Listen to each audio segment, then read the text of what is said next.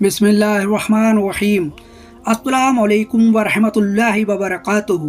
محترم عزیز دوستو، فرعون نے حضرت موسیٰ علیہ السلام اور آپ کی قوم بنی اسرائیل پر بہت ظلم ڈھائے تھے۔ فرعون دراصل اس وقت کے بادشاہوں کا لقب ہوا کرتا تھا،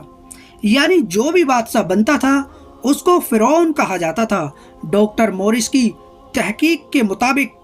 فرعون کی موت کے بعد اس کا جانشین مرحا مقرر ہوا۔ اسی کی دور حکومت میں اللہ تعالیٰ نے حضرت موسیٰ علیہ السلام کو بنی اسرائیل سمیت مصر چھوڑنے کا حکم دیا۔ چنانچہ جب حضرت موسیٰ علیہ السلام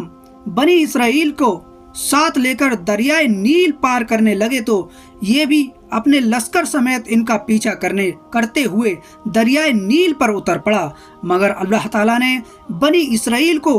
دریا پار کروانے کے بعد دریا کے پانی کو چلا دیا اور فرعون اس کے لشکر سمیت ڈبو کر ہلاک کر دیا۔ اس سارے واقعے کے مطابق اللہ تعالیٰ نے قرآن پاک میں کچھ یوں بیان فرمایا ہے: اور ہم نے بنی اسرائیل کو دریا پار کرا دیا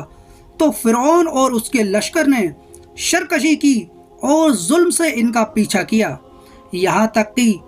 جب یہ غرق ہونے لگا تو کہنے لگا میں اس بات پر ایمان لایا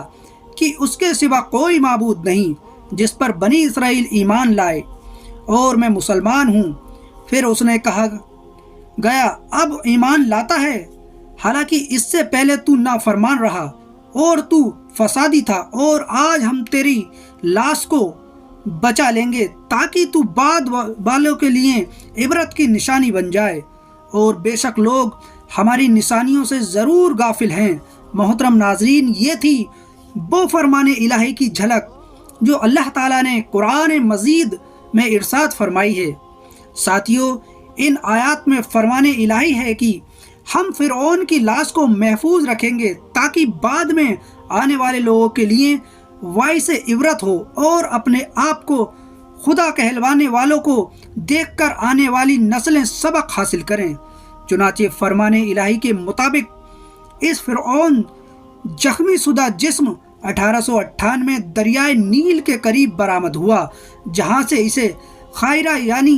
مصر کے ایک شہر مستقل کر دیا گیا۔ اس وقت یہ ممی قاہرہ کے عذاب گھر یعنی میوزیم میں سیاحوں کے لیے سجی ہوئی ہے۔ اس کے سر اور گردن کھلے ہوئے ہیں اور باقی کا باقی سارا جسم پٹیوں میں چھپا کر رکھا گیا ہے، اور یہی نہیں بلکہ مزید مطالعہ سے معلوم ہوتا ہے کہ اس کی لاش کے ناک کے سامنے والا حصہ غائب ہے، شاید جسے کسی حیوان وغیرہ نے کھایا ہے، اور ہو سکتا ہے کہ کسی سمندری مچھلی نے اس پر منہ مارا ہوگا۔ پھر اس کی لاش کو فیصلے کے مطابق کنارے پر پھینک دیا گیا تاکہ دنیا والوں کے لیے وہ عبرت ہو۔ دوستو، جون 1975 میں ڈاکٹر مورس نے مصری حکمرانوں کی اجازت سے فرعون کے جسم کے ان حصوں کا جائزہ لیا جو اس وقت ڈھکے ہوئے تھے۔ انہوں نے اس کی تصویر اتاری، پھر ایک اعلیٰ درجے کے لیزر مشاہدے کے ذریعے اس کا مزید مطالعہ کیا۔ پھر ان تحقیقات سے حاصل ہونے والی نتائج نے تمام مغرور کو تربیت بخشی، یعنی جو فرعون کی لاش کے محفوظ رہنے سے متعلق قائم کیے گئے تھے۔ دوستو، ان تحقیقات کے نتیجے کے مطابق فرعون کی لاش زیادہ عرصے تک پانی میں نہیں رہی تھی، کیونکہ اگر فرعون کی لاش کچھ اور مدت تک پانی میں ڈوبی رہتی تو اس کی لاش خراب ہو سکتی تھی، حتیٰ کہ اگر پانی کے باہر بھی غیر موت شدہ حالت میں یعنی زندہ ہونے کی حالت میں بھی اگر ایک لمبے عرصے تک پڑی رہتی تو بھی یہ محفوظ نہ رہتی۔ خیر، اس کے علاوہ ان معلومات کے لیے بھی کوشش جاری رکھی گئی ہے کہ اس کی موت پانی میں ڈوبنے کی وجہ سے ہوئی تھی یا کوئی اور وجوہات تھی۔ چنانچہ مزید تحقیقات کے لیے لاش کو پیرس لے جایا گیا اور وہاں کی لیگل نوٹیفیکیشن لیبارٹریز کے مینیجر ڈاکٹر کارڈی نے اپنے مشاہدات کے بعد بتایا کہ اس کی لاش کی فوری موت کا سبب وہ فوری شدید چوٹ تھی جو اس کی کھوپڑی کے سامنے والے حصے میں پہنچی، کیونکہ اس کی کھوپڑی کا بھراؤ والے حصے میں کافی खला मौजूद है और ये तमाम तहकीकात आसमानी किताब में बयान करता फ़िरौन के डूब कर मरने के वाक़ये की तस्दीक करती है, यानी उसको सच्चा साबित करती है कि जिसमें बताया गया है कि फ़िरौन को दरिया की मौजों ने अपनी चपेट में ले लिया था। नाज़रीन इकराम, इसके अलावा मिस्र में पुराने ज़माने के में लोग लाशों को ऐसा मसाला लगाते थे कि जिससे लाशें महफूज रहा करती थीं। इसमें से चंद ममियों के जिस्म आज तक पड़े हुए हैं और कुछ से इन्होंने पट्टियां उतार दी हैं। जिनसे उन्होंने वो पट्टियां उतारी हैं उनकी खाल से पता लगता है कि ये किसी मुर्दे की खाल है, लेकिन इन तमाम ममियों में से फ़िरऔन वो वाहिद शख्स है जिसकी लाश पर गोश्त तरोताज़ा है। वल्लाह वो अलम सच है या नहीं या झूठ कहा जाता है हम कह नहीं सकते, लेकिन इतना ज़रूर है कि ये बात मशहूर है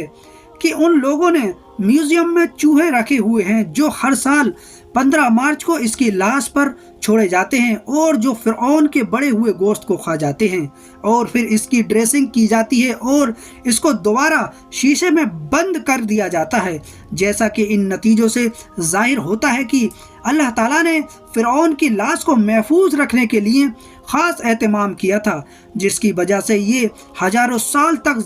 ज़माने के असरात से महफूज रही और आखिरकार इसको 19वीं सदी में दरियाफ्त कर लिया गया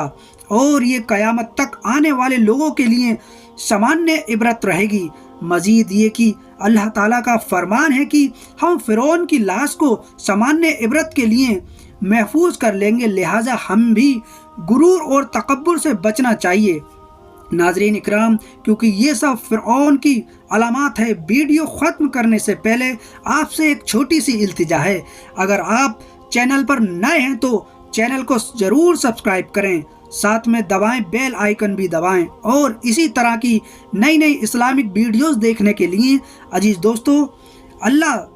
ताला हम सबको अमल करने की तौफीक अता फरमाए, आमीन या रब्बुल आलमीन। तो दोस्तों, मिलते हैं एक और नई वीडियो के साथ, जब तक इजाज़त दीजिए, खुदा हाफिज।